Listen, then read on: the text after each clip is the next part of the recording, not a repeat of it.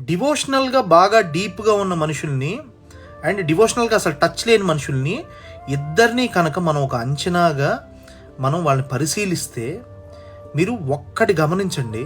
డివోషనల్గా బాగా దేవుడితో కనెక్షన్ ఉన్న మనిషిని వాడికి కష్టం వచ్చినప్పుడు ఎవడో ఎక్కడి నుంచో అసలు సంబంధం లేకుండా వచ్చి ఆడికి సహాయం చేసేస్తూ ఉంటారు. ఆ కష్టం నుంచి ఆడు అసలు బయట ఎలా పడ్డాడు ఆడికి కూడా తెలియదు.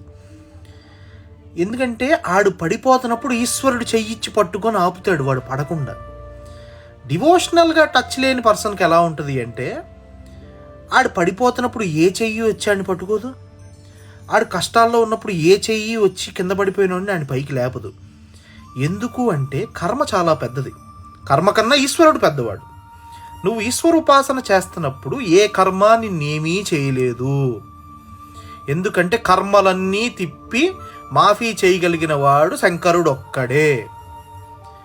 ఈశ్వర భక్తి లేని ఇల్లంట, ఈశ్వర భక్తి లేని మనిషి అంట ఒక్క చుక్క కూడా దొరక్క మండు టెండలో ఎడారిలో ఒక్క చుక్క కూడా దొరక్క అలమటిస్తున్న వాడి కింద లెక్కంట.